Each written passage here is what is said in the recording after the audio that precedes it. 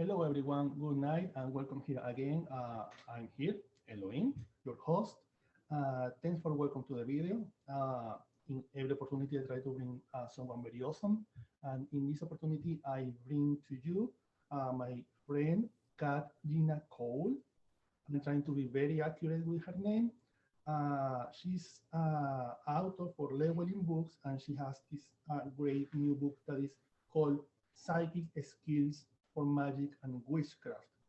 The book is very new. It's pretty new in the market. You can find it everywhere for the moment that you are watching this interview. How are you doing, Gina? I am doing well. How is going your day? How is going my day? Well, it's pretty early here. It's just now 10 a.m. So far it's pretty much just been morning coffee. 10 a.m. and here is 1 p.m. So this is my first question here, because I am an immigrant, so I like when people make me travel around the country with their description. So where do you live and what is your favorite thing about your city? Something that you really like about your city? Well, I live close to Medford, Oregon. So we are on opposite coasts. And what I like about here is the sky. You know, there's lots of sky, but there's lots of mountains. My home is kind of on the outskirts in the country, and I like that. You know, for the most part, up until the last couple of years with drought, I've really enjoyed the weather here. It gets warm occasionally, it's really hot.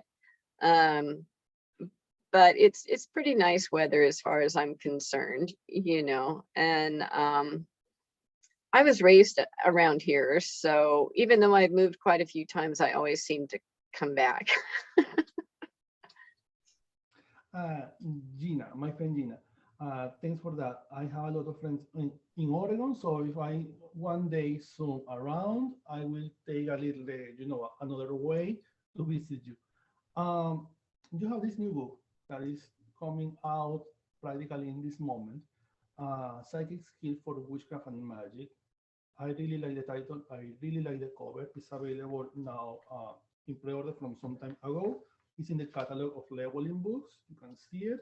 It's the yellow one. People, when you go to the bookstore asking for this book, remember, it's the yellow one.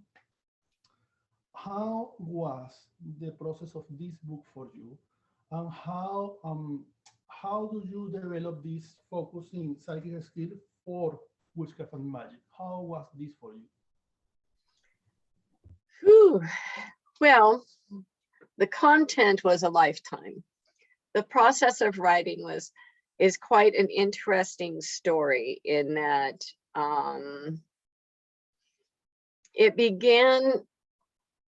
my writing began when I began writing lessons for students, and actually began by keeping a journal. And my husband kept saying I was writing a book. I was like, I'm not writing no book.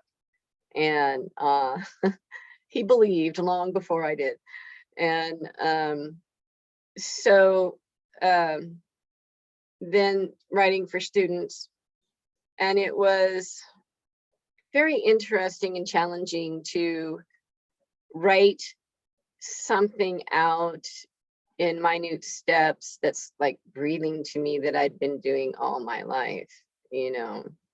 And that's where it began, is mostly with those lessons and stuff like that. And then through friendships later on, I came to know and meet Phaedra Bonewits, who moved into our area. And, you know, she is pretty well known and pretty well connected. And by association, I got to know some of those folks.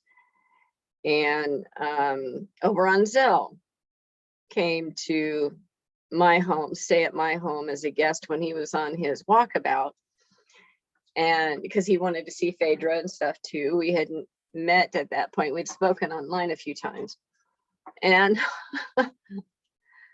In the 3 days he was here, that first visit, all of a sudden my entire life changed, and I was writing a book, and this was like in December, and it was decided between him and group conversation between him and Phaedra and a friend of mine that I was going to write a book, and the last PantheaCon was to occur in February, and I needed to have all my P's and Q's in order to have a hard copy presentation by February, because now all of a sudden I'm going to PantheaCon with Oberon Zell.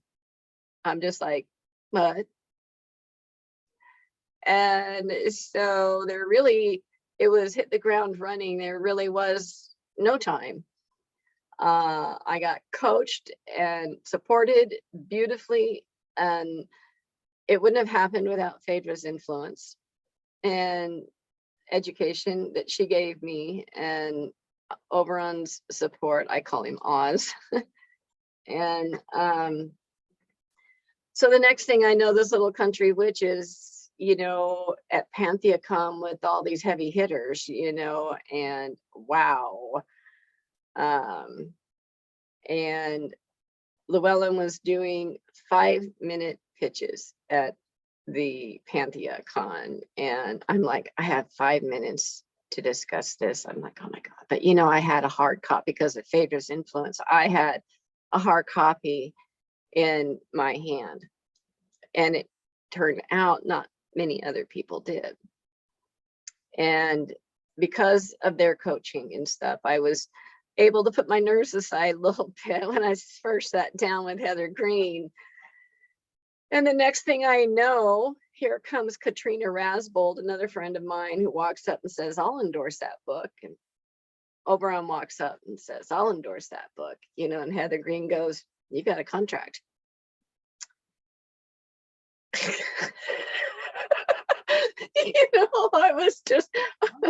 I was, wow.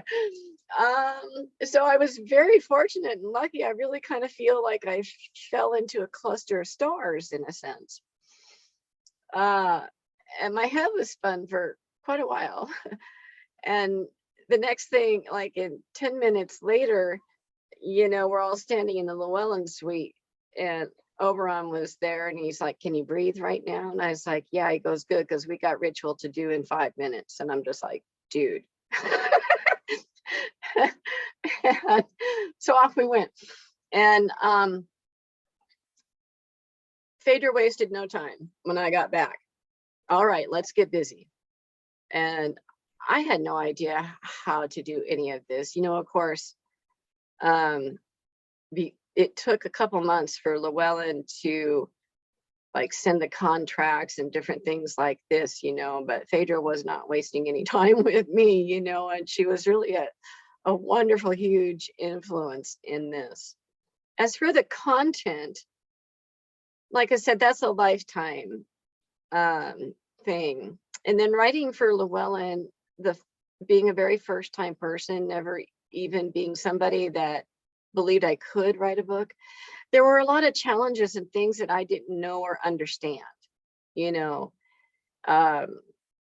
and their advice was to always go with a traditional publisher the first time rather than, self-publish or anything like that.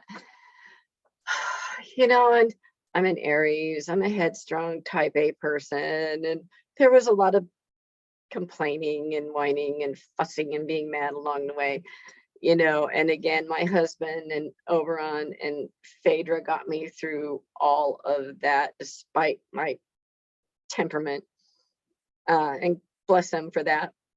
And again, I'm lucky that I had them. I understand. One of my best friends is Aries too, and I understand. Right, yeah. And so I have something of a college education and stuff, but this was very different, and it was a very different style of writing. It's not just free flow writing kind of stuff. There's a lot of different rules, and then Llewellyn is very skilled in knowing how to guide and shape the main idea and content. And I didn't think so quite often, but they have done a fantastic job. And I'm very, very grateful for the education that they too gave me. And they gave me a lot of support. Heather Green was just fantastic. You know, so anyone who wants to start, you know, I would suggest getting familiar with different styles of writing and stuff, and outside of college writing, and you know, just know that you don't know everything behind the scenes that you think you might. Yeah, I had a process. I really love the story. I really love of all the story, all the travel that you are doing here. You are naming everybody that I like in this community. Owen on Sale, Heather Green, Katrina. I mean, I love all of these people. You are like the mafia. You know everybody. And the, I really like the process that, I mean, you have such biggest experience on this community. You are connected with the events, with the biggest one like PantheaCon. You are connected with these people because they know you, they know your work, they know that you can teach things. And from one day to another, this person arrive in your home like for faith and make you put all of this together. And now we have that. We have the opportunity to buy it, to read it, to learn from that. And that's really great, because imagine if that visit never happens. Probably we would not be today having this discussion, but also in the future, some people will don't know about the experience that you have, about the things that you can teach, and that's really great. It's so wonderful, because most of the time, most of the authors now in this community, including myself, I think that we are like little chickens. Just we are learning something and we're writing, we are learning and we are writing. And I see and I admire how many people in this community are people with more experience, with more age than us. And these people have so much experience, but they really never put all of this together. I think that is because when we are younger, we are a little more arrogant. So we are like, I have so much to teach. And we are writing books over book, over book, over book. And sometimes you have, I mean, most of the people that I really admire in this community, to be honest, they are not authors, or they just have one book. Because they are really busy learning and teaching. They are really doing the work. And you have been doing the work for years. And now you just put all of this together, very accessible for everybody, in the hands of leveling. And I can imagine that it's a very hard process, because leveling is a big one here. It's like the biggest one. Now you have the book in the market. Now you pass to be a practitioner witch, to be an author. How are you feeling about this change in your life? I'm not. I don't know how to feel yet. Okay, so it's still, I mean, my publicist sent me a picture yesterday of the hard copies that had landed on his desk, and it's so exciting to see that. I'm still so new to this. My publicist sent me a picture of the hard copies of my book on his desk, and I got very excited, you know, and I'm still so new to this that I get excited about every little thing, you know. And Rachel Patterson did a review of my book, and I was like, oh my gosh, and all of that, you know. And I really don't want to toot my own horn, but it's just true. I don't have a big head about it. And it's like, I can't believe this little country witch actually wrote a book. So am I an author? I don't know. I wrote one book. So I guess that makes me an author. you Yes, know? I understand you are processing this because it's pretty new for you, but you are with the biggest publisher on this market, on this topic, and your book is available everywhere. I mean, your book is in Japan and Turkey and Germany, and you can travel around the world. And if someone say, I don't know you, go to the bookstore in any country that you are. You will find my book in there, the yellow one. You are an author. I mean, this is a big thing for you. Not like you are biggest now than before because you are very well known in the community, but now you have something like something to let, like evidence of your work Yeah. generations, and that's so really cool because in the next generations, people who are writing books, who are teaching classes, who are looking at books of magic, they will find this book, they will find inspiration there, they will quote you, they will try to copy your work, they will try to review your work, and that's really cool. That's really inspiring. And all of this happens, I mean, the book is coming out in 2022. You present this project in the last PantheaCon. So in some way, this was involved during the, remember that my English is the worst. All of this process survived the COVID situation. Tell me, I know that is a difficult question, but how was 2020 for you? Wow. Well, I will just, it was rough. I mean, it's been rough for everyone. No one has been untouched by this. I call COVID the great revealer because it has revealed so much for so many people. And so through the writing the book it was a 2-year process. And so through that 2-year process, because the last PantheaCon started, it was in February 2019 or 2020, 2019, I think.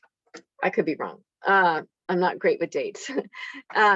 Anyway, and so through the entire COVID process, because COVID came right after that PantheaCon. I mean, like the next month, and everything changed. The way Llewellyn promotes people changed. The big pagan conferences and presenting in person were out, and so they're scrambling, and they did a fantastic job,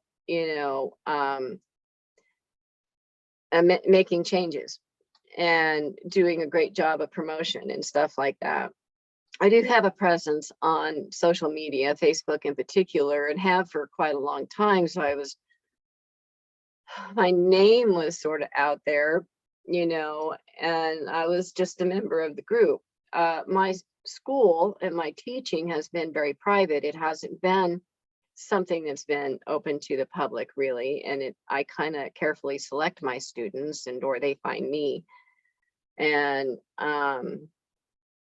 so it's just been at that kind of low-key level up until now. And you're right, there's been a change now that the book is kind of hitting the market and stuff like that, and I remember a week or so ago when a request for reviews came out, all of a sudden my social media blew up and everybody was asking to do a review, and quite a few people were wanting to make it part of their online school and things like this. And this was all happening within the space of an hour or so after the request for reviews went out. I was so overwhelmed. I was like in shock. I had to shut down. It was just a lot all at once. And, I've come in the last week or so to realize just take it one piece at a time, stay myself, stay cool, shove it all off to my publicist, he'll deal with it. Yay for a publicist. Marcus Ironwood has been amazing. And he was, by the way, he was pretty ecstatic. I was interviewing with you, by the way. I know Marcus is he's very cool. I didn't knew that he was the publicist on Llewellyn. I didn't knew that, but I am his friend from years ago, and I know that Michael and Leah, everybody has been very supportive with your book. I mean, I has been watching the work. When I find the book, because I have the catalog, when I find it, I mean, in half page just for the book, next to some friends of mine, I mean, I was like, wow, I need to know who is this person because obviously it's a big name. And obviously I don't know too much because I am very new here in this community. So I was like, I need to meet her. I need to stalk her. I need to know everything about her immediately. Well, I'm pretty much an open book, you know. I am not an angel, first of all. I'm not perfect. I am not the all that knows all or any of that, you know. I offer what I have. I do my best to try and tell people that in things like in my tradition, from my experience, this is what I feel you're going through, or this is what this is called, you know. And my motivation for that is pretty simple. Even though I grew up with a magical mom and grandma, they were the only two people I was allowed to speak to about any of this. So I really didn't have any peers or anyone of a like mind. And I really kind of longed for others to speak to for 50 years. So when I was able to speak, I openly, the society had changed too, and it was much safer and more acceptable to do so. So that was part of the consideration there. And I am just motivated by the fact that I know other people do not have someone of a like mind to speak to and how important that is. I also, from that experience, know how important it is to label what's going on for people. I'm not really a person that lives by labels in general, but when it comes to this, it's important to label it and ferret out all the split hairs and stuff like that, because once you do that, then you have clarity and you don't feel odd or out of place, or some of that pressure other people might be putting on you, or that fear of rejection and stuff like that, those kinds of insecurities are lessened. And that's very, very important. As I kind of state in my book, I was a dual diagnosis counselor working with people who have mental health issues and addiction. And in my work, it was on a very street level, you know, the detoxes, the methadone clinics, you know, things like that. And I began to notice that about 50% or 40% of my clientele actually not just had some borderline kind of mental health stuff going on, but of that 40–50%, at least 60% of those has some kind of magical or spiritual stuff going on for them that no one had identified for them. And it was really complicating and confusing their lives, making their mental health stuff way worse. And that's when I found Judith Orloff's book, Second Sight, at a yard sale. It just sort of flung itself out there at me, you know, and that kind of gave me permission to start using my skills with my clientele, to use that intuition and to verbalize that with them a little bit. And I found it was of great help to quite a few.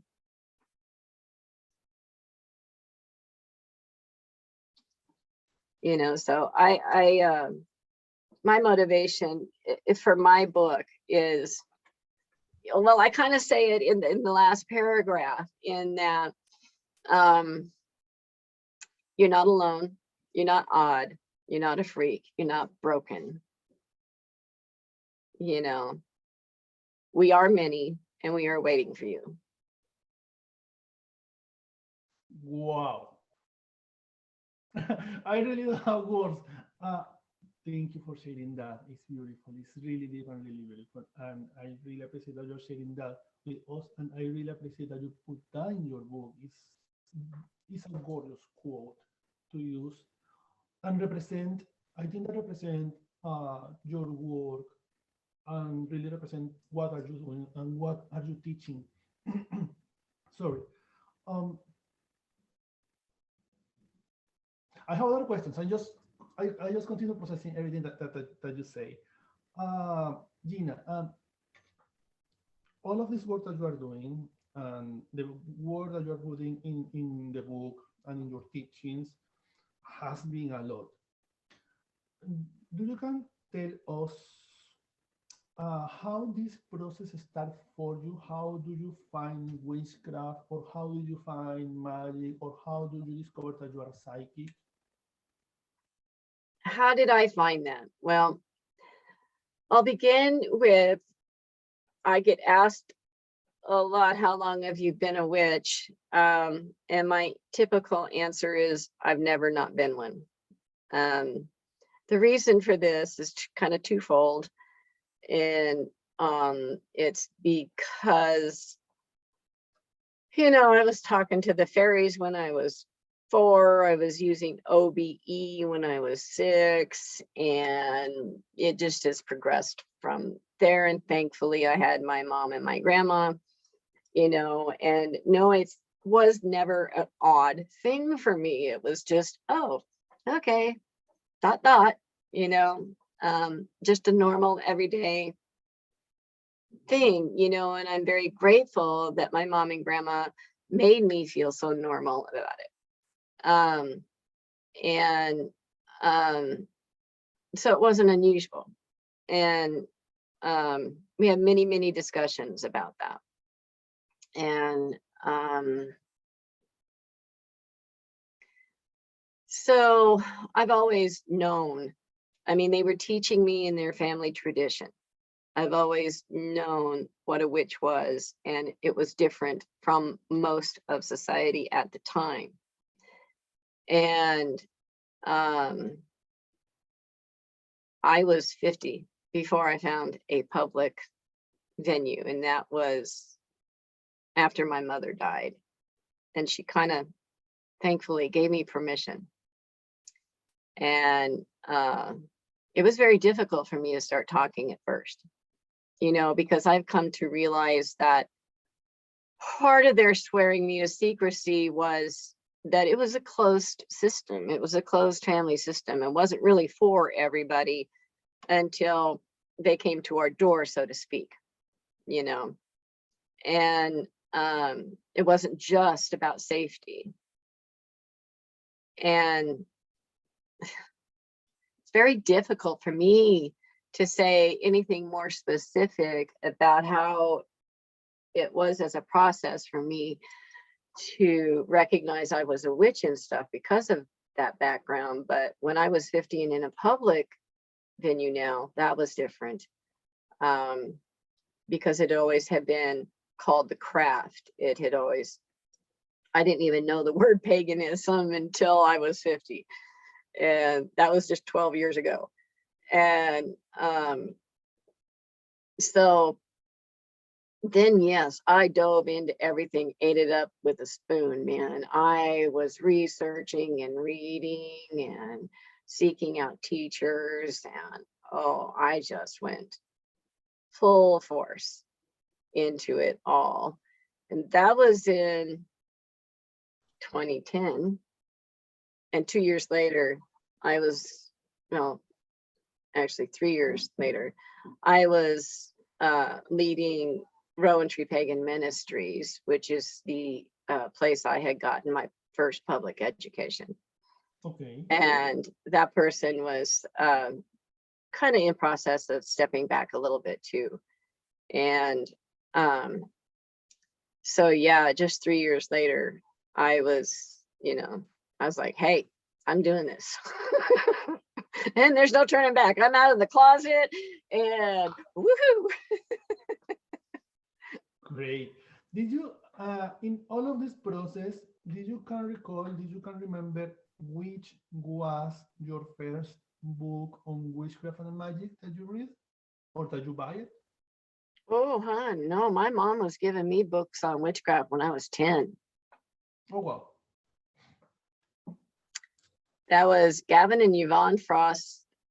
Well, the book that had the most impact on me was Gavin and Yvonne Frost's The Magic Power of Witchcraft. I think I was probably 16 when that book came out. Oh, I lost you for a second, sorry. You back. Yeah. So we don't have the name of the book, but did you remember or you can recall which was your first spell work, the first spell or ritual or amulet that you did for yourself? Can you repeat that? Yeah, perfectly. Did you remember or do you can recall which was your first spell or ritual or amulet that you did, that you craft? Oh, yeah. I was having nightmares and my mother made me an amulet to wear. I think I was 8. And my mother was a Christian mystic. My grandmother was very traditional, old school, more along the veins of what we would call granny magic or gypsy magic, hedgewitch. And she used to guff about that. But my mom had a very interesting way of combining Christianity,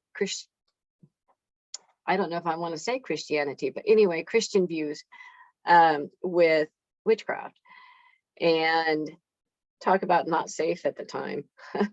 And she gave me this amulet, and I remember it was green aventurine wrapped in silver to wear at night. And it had this interesting angle of silver metal over the top of it, and the stone was wrapped in silver. And she told me to hold on to it whenever a nightmare woke me up, and repeat the Lord's Prayer. Now, she also reminded me at that time, that prayers are incantations, and we are invoking protection from this. She also taught me at the same time that I could control my dreams. Now, when you're a kid and your mom says you can control your dreams, you just believe it because mom said it, And she told me at that time that I could bring her or anyone else into my dreams to help protect me. And so I just did. And it was an amazing gift because I can still do that. And it's not something that a lot of people get. And to be taught that later as an adult is very difficult. Yeah. And it's beautiful how she take care of you in that way, and she inherit this practice, this amulet, this teaching, because that turns you in the person that you are now, that has a lot of influence over you and over your work. If you, this is a nice question that I like to other authors. Imagine that you are in a bookstore and you are selling books, all the books. And I don't know anything about magic or witchcraft. I come to the bookstore and I ask to you, I like this book. Why I should buy this book? What I'm going to learn with this book? What do you respond? You're going to want that book if you feel that you have had what others might call psychic occurrences. That book will take you on a step-by-step journey and journal workbook guide from the beginning all the way through intermediate to advanced skills. And it will do so in very simple and easy to understand terms. There is not fancy, hard to understand language in it. There are skills and practices and meditations in that book to help you along the way. Great. Is any kind or any way of meditation, simple one, fast one, that you would like to recommend to your readers or to your students or to your followers? Because now you have followers. Yeah, there is. It's actually something I call the wandering mind meditation. And it's not something that a lot of people do. Most people, when you think about meditations, it's like shut down the mind, you know, focus, focus, focus. Well, the wandering mind meditation is about letting the mind wander. Let it go. Just, you know, I kind of sort of relate that to in Harry Potter, Dumbledore, in this one scene, has got the wand to his head and he's removing these thoughts and putting them in the puddle. And it's kind of like that, because as we allow our mind to expand and roam, we come to be familiar with our own thinking processes. We, in that wandering mind, end up listening to our inner self or our subconscious or higher self and get solutions and ideas. And then we're kind of like, oh, hey, there's that, you know, and the mind too needs release. And we're in society taught, quit daydreaming and focus, focus, focus, you know. The mind needs that release. I mean, every computer needs to be defragged. Our minds aren't much different. Yeah, So the wandering mind meditation would be the one that I would suggest. And that just pretty much involves daydreaming, staring out the window, you know, just looking at a candle flame, whatever it happens to be, you know. So that would be the one I would recommend the most, because it's probably the most unusual and most people don't think of that as a meditation. I understand.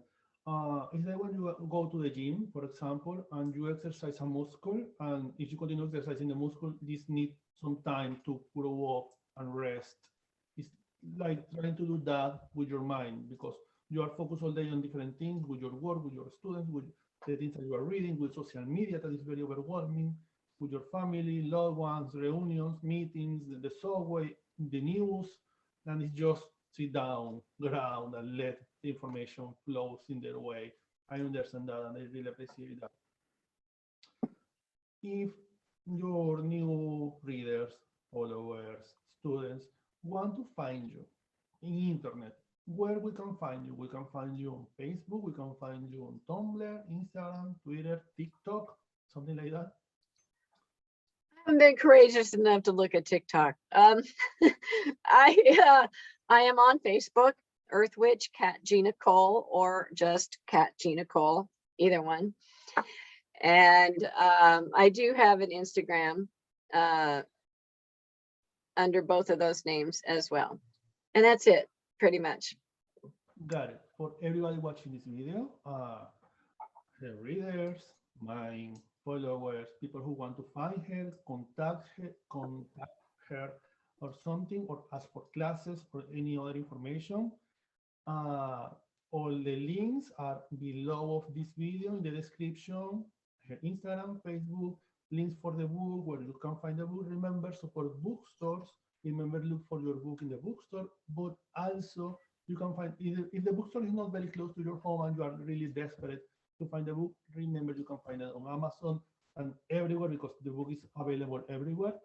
Also, if you read the book, please remember, take 10 minutes to make a review of the book on Amazon or Goodreads, because that is the way how you support authors.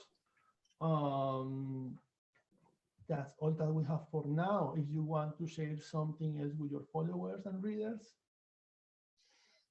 Well, I do also have an author page on llewellyn.com, so you can find me that way too and see what's there. And I have a website at catginacole.com that has my website and events and my blog. I do write a blog on psychic skills and magic at least a couple of times a month. And then I'll put that out to Facebook and Instagram sometimes. So that'd be about the only other thing that I would add. Got it. Got it. Perfect. I will try to put all your links here in the description. Everybody, you know how to find her now. Look for her blog, for her books. Remember, my books, because that's how we learn. Try to find her classes. Try to stalk her a little bit, but not being an abuser. Have a good night, everyone. Be wild, be kind, be safe, please. Good night, everyone.